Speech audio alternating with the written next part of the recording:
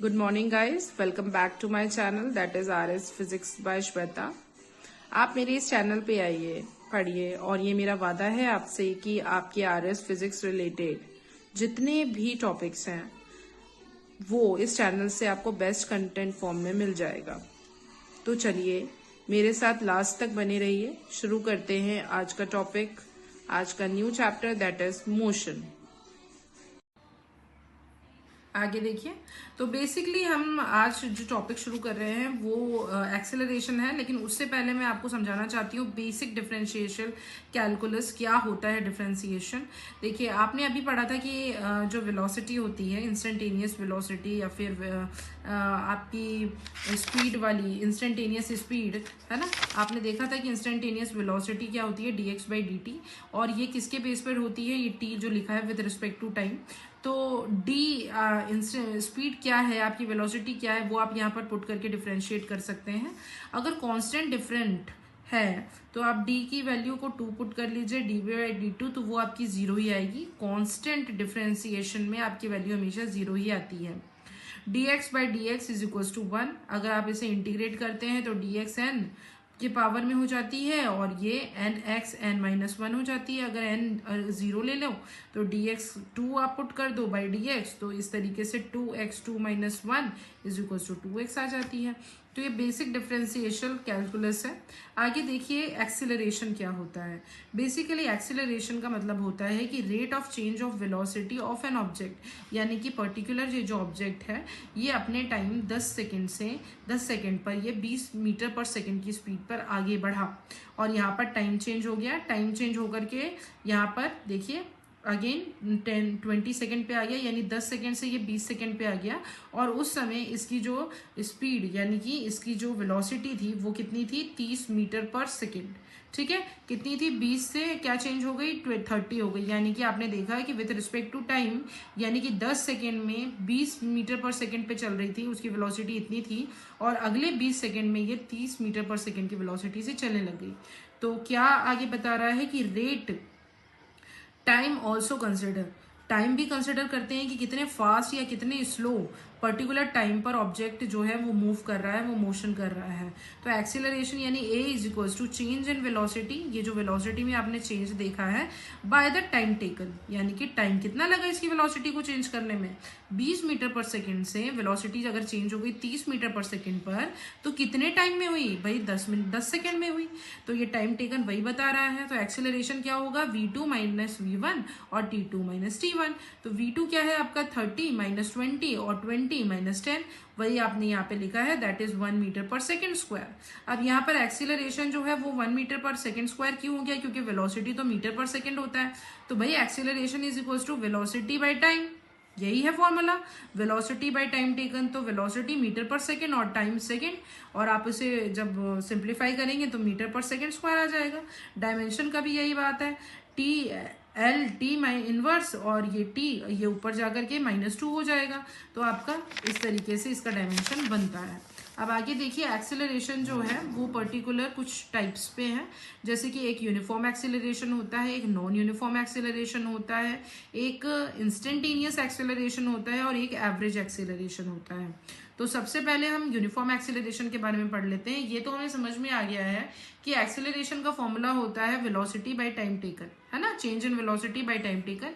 तो आपका ये पर्टिकुलर बॉडी है जो मूव कर रहा है, ये पर्टिकुलर बॉडी जो है 10 मीटर पर सेकेंड से मूव कर रहा है, जो कि 2 सेकेंड के बाद में 20 मीटर पर सेकेंड पे हो गया, 4 सेकेंड के बाद 30 मीटर पर सेकेंड पे हो गया, 6 सेकेंड के बाद 40 मीटर पर सेकेंड पे हो गया। तो एक्सेलरेशन का आप क्या देखेंगे, 20 - 10, यानी कि आपका v2/v1 है ना, v2/v1, और यहाँ पर टाइम क्या है 4 - 2।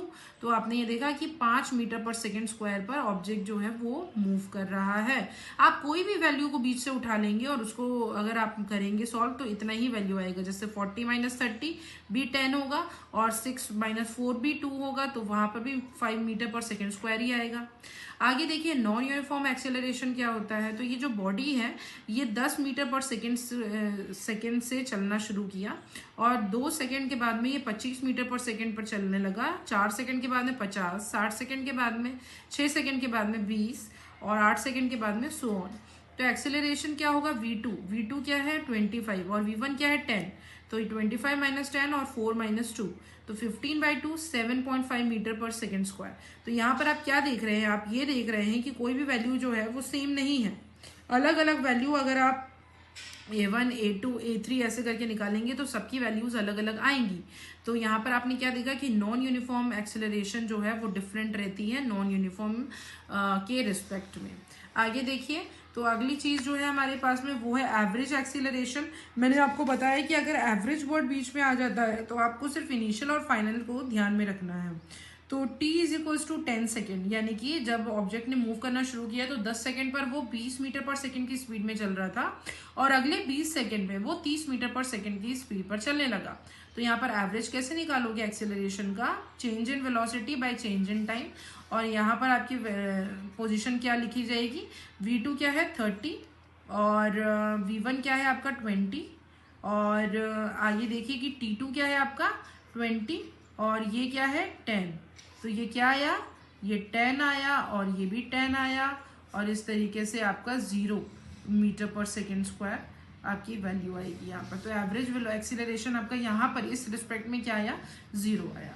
तो पर्टिकुलर एवरेज एक्सेलरेशन इस तरीके से निकाला जाता है। आगे देखिए इंस्टेंटेनियस एक्सेलरेशन क्या होता है। अभी हमने इंस्टेंटेनियस वेलोसिटी पढ़ा था, यानी क्षण भर की, उस पर्टिकुलर क्षण की, उस पर्टिकुलर टाइम की जो वेलोसिटी थी वो इंस्टेंटेनियस वेलोसिटी थी। इसी तरह से किसी भी ऑब्जेक्ट की उस क्षण का जो एक्सेलरेशन है for instant of time of a given point of a motion, वही इंस्टेंटेनियस एक्सेलरेशन है।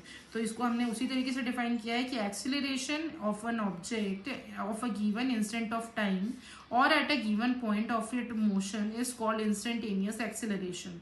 अब घर से आप स्कूल की तरफ चले, घर से स्कूल की तरफ चले तो v1 टाइम पर 50 मीटर पर सेकेंड पर आप चल रहे थे और टाइम क्या था 81 सेकेंड। और अगले 1 सेकेंड यानी कि आप बीच में टेम्पल पर रुके और अगले बार जब आपने गाड़ी स्टार्ट करी यानी कि 81 सेकेंड पर आप इस वेलोसिटी पर थे और 82 सेकेंड पर यानी 1 सेकेंड के बाद ही आपकी जो वेलोसिटी थी वो 55 मीटर पर सेकेंड पे हो गई। यानी कि आपने स्पीड बढ़ा दिया, यानी कि आपने एक्सेलरेशन बढ़ा दिया। तो एक्सेलरेशन यानी change in velocity by time taken. तो लिमिट आपने लगा दिया है यहाँ पर 1 सेकेंड पर 0 लगा दिया है, क्योंकि वो क्षण भर का इंस्टेंटेनियस आपने चेंज किया है टाइम का। तो डेल को वैल्यू किसमें डिफरेंशिएशन में चेंज हो जाएगी, dv/dt। अब v की जगह पर आप v लिख लीजिए और v को अभी अभी आपने निकाला था, क्या निकाला था आपने v की वैल्यू, v की वैल्यू आपने निकाली थी dx/dt, यही कुछ निकाली थी। v की वैल्यू आपने क्या निकाली थी, dx/dt। तो आपने यहाँ पर v की वैल्यू पर dx/dt को पुट कर दिया तो d स्क्वायर x हो गया और dt स्क्वायर हो गया। तो v is equal to dx/dt था, इसलिए आपने यहाँ पुट किया और आपके पास ये वैल्यू आ गई।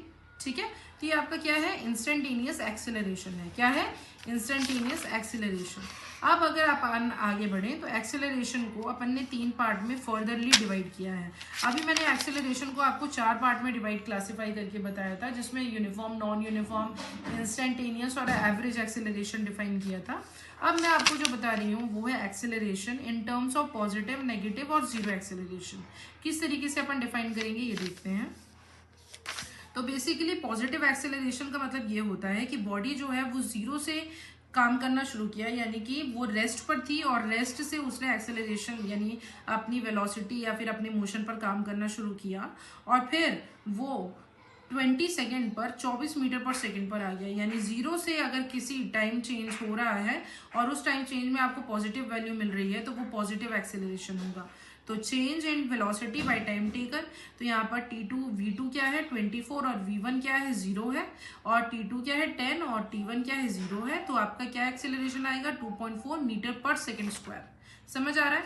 तो पॉजिटिव एक्सेलरेशन में आपकी इनिशियल वैल्यू हमेशा 0 होगी या फिर कम होगी as compare to the final acceleration, है ना, फाइनल एक्सेलरेशन या फाइनल टाइम टेकन। आगे देखिए 0 क्या है, ये दूसरा पार्ट है एक्सेलरेशन का, that is zero acceleration where the body is used to move from initial to final, where the body is started its motion from 10 second and in the next 8 second, it means t is equals to 18 second, its velocity 24 per meter per second changes to 24 meter per second only. It means the time is changing but not the value is changing, right? The velocity is not changing, only the duration of the time is changing, right? In the 10 second the velocity is same, in the next 18 second the velocity is same. It means acceleration is equals to v2 minus v1 by t2 minus t1. So acceleration is means change in velocity by change in time, where the velocity is 24 minus 24 and 18 minus 10, and the value, acceleration value will be 0 meter per second square. Getting my point? So acceleration zero value will always give the zero value. ठीक है, acceleration in terms of zero हमेशा आपको zero value ही देगा, जहां पर आपका time तो change होगा, आपकी बॉडी जो है वो पर्टिकुलर टाइम से दूसरे टाइम में जाएगी, इंक्रीज करेगी, टाइम में चेंजेस दिखेगा, पर वेलोसिटी सेम ही रहेगी, वो आपकी जीरो एक्सेलरेशन है। वहीं पर नेगेटिव एक्सेलरेशन की बात करो तो यहाँ पर टाइम भी चेंज हो रहा है और एक्सेलरेशन ज़्यादा से कम हो रहा है, इसी वजह से वैल्यू जो है वो नेगेटिव आएगी। ऐसा क्यों भाई? क्योंकि स्पीड जो है वो ज़्यादा से आप कम कर रहे हो, ठीक है, तो उस वैल्यू में, उस सिचुएशन में आपकी एक्सेलरेशन हमेशा कम आएगी, where acceleration is defined as change in velocity divided by change in time taken, and the value will be from 10 minus 24. Okay, the time is 10 minus 24 and velocity 10 minus 24 and 20 minus 18. So your answer will be minus. ठीक है, तो ये minus, ये negative acceleration कहलाएगा। अब इसके basis पर अपन लोग बहुत इजी एक एक्सेलरेशन टाइम ग्राफ ड्रॉ करें क्या? बिल्कुल कर लेते हैं। इस जगह पर ये जो ग्राफ है ये आपका टाइम सेकंड्स में बता रहा है और ये आपका एक्सेलरेशन बता रहा है मीटर पर सेकंड स्क्वायर पे। तो एक्सेलरेशन की वैल्यू आपकी 0 से शुरू हुई है और पॉजिटिव में 2.4 तक और नेगेटिव में -6 तक गई है। तो आप भी कर लो भाई, यहाँ पर लिख दो आप 0, ठीक है, और यहाँ पर आपकी 2, फिर एक जगह पर 2.4, 3, 2, 3, 4, 5, 6 इस तरीके से लिख लीजिए, -2, -4, -6 लिख लीजिए। आपका जो ग्राफ शुरू हो रहा है वो 0 से हो रहा है, तो 0 से आप गए और फिर आपने 2.4 कब था भाई? 2.4 कब था? 2.4 तब था जब आपका टाइम जो है वो 10 सेकेंड पर था, है ना। तो 10 सेकेंड पर आपका टाइम क्या था? 2.4, वहां पर आपने 10 सेकेंड पर 2.4 बना लिया। अब आगे देखिए, 2.4 by 10 है ना, यही है ना, T2 इज इक्वल टू 10, ठीक है। तो 10 सेकेंड पर आपकी वैल्यू क्या थी? 2.4 थी, तो आपने 2.4 पर किया, फिर आपने इस तरीके से लिया और इस तरीके से लेने के बाद में आपने क्या किया, ये 2.4 से आपने वैल्यू को उठाया है और फिर आपने ये क्या है -6 पे किया। तो -6 पे नीचे ले आओ भाई। क्या टाइम था इस समय? 18 से 20। तो 18 से 20 के टाइम पर आपका वैल्यू क्या है वेलोसिटी की, एक्सेलरेशन की, माइनस में है। तो आप -6 डिफाइन कर लीजिए यहाँ पर, है ना, इधर आप -6 डिफाइन कर रहे हैं और यहाँ पर 18 से 10 से लेकर के 18 तक आपका टाइम क्या था? 0 था, तो आपने यहाँ पर 0 को डिफाइन किया हुआ है और यहाँ पर 0 से 10 तक आपका टाइम क्या था? तो 0 से 10 टाइम पर आप पॉजिटिव पर थे, 2.4 पे थे। तो ये ग्राफ कुछ इस तरीके से ही प्लॉट किया गया है, जहाँ पर आप टाइम को पहले शो करोगे कि 10 सेकंड तक आप कहाँ थे। तो 0 से 10 सेकंड तक तो मैं पॉजिटिव पे थी, कहाँ पे थी? 2.4 पे थी। उसके बाद अगले 10 से 18 यानी 10 से 18 सेकेंड तक मैं कहाँ पर थी? मैं 0 एक्सेलरेशन पे थी, यानी कि बिल्कुल फ्लैट चल रहा था मेरा मामला। एंड देन अगले 18 से 20 सेकेंड पे मैं कहाँ थी? 18 से 20 सेकेंड में मैं -6 पे थी, तो ये मैंने -6 को ड्रॉ किया है। So it is giving the negative value of the acceleration where the acceleration time graph is depend on 3 values. आपको ये बहुत अच्छे से समझ में आया होगा, ठीक है।